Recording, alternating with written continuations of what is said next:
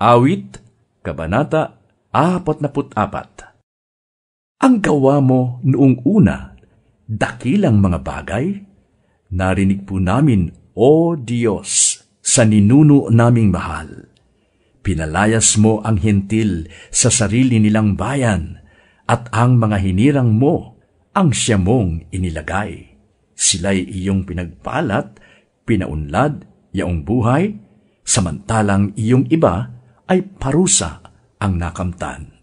Hindi sila ang gumapi sa lupain na minana, hindi sila nagtagumpay dahilan sa lakas nila. Hindi tabak ang ginamit, ni ginamit na sandata, kundi lakas mo, O Diyos, noong ikaw ang kasama. Oo, ito'y ginawa mo, pagkat mahal mo nga sila. O Diyos, ikaw ang hari ko na nagbigay ng tagumpay. Pagwawagi kaloob mo sa bayang iyong hinirang. Dahilan sa iyong lakas, talo namin ang kaaway, pagkat ikaw ang kasama, kaya sila napipilan. Palaso ko, aking tabak, hindi ko rin inasahan, upang itong kaaway ko ay magapi sa labanan. Ngunit ikaw ang nanguna, kaya kami nagtagumpay sa sinumang namumuhing malulupit na kaaway. Kaya naman, ikaw, O Diyos, lagi naming pupurihin. Sa papurit pasalamat, ikay aming tatanghalin. Ngunit ngayoy itinakwil, kaya kami ay nalupig. Hukbo nami binayaat, hindi mo na tinangkilik. Hinayaan mo nga kami, kaya kami ay tumakas. Aming mga naiwanan ay sinamsam nilang lahat.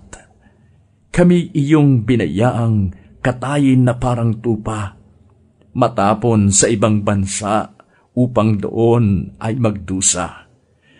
Kami iyong pinagbili sa maliit na halaga, sa ginawang pagbebenta, walang tubo na nakuha.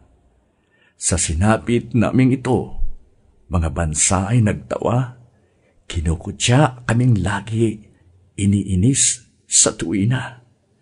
Pati bansang walang Diyos sa gitna ng sanlibutan, sa nangyari umiiling bilang tanda ng pag-uyam. At lagi kong alaala, mapait na karanasan, aking puso ay nanlumo sa malaking kahihiyan. Ang malaking kahihiyang ngayoy aking tinataglay ay bunga ng pang-iinis at pagkutya ng kaaway. Sa ganitong karanasan, kami lubhang nagtataka, ikaw namay nakaukit sa isip at alaala, at ang tipan mo sa amin sinusunod sa tuwina. Hindi namin sinusuway yaong iyong mga batas. Hanggang ngayoy, tapat kami, hindi kami lumalabag. Gayon pa may, iniwan mo, kami iyong binayaan sa gitna ng mga ganid at pusikit na karimlan.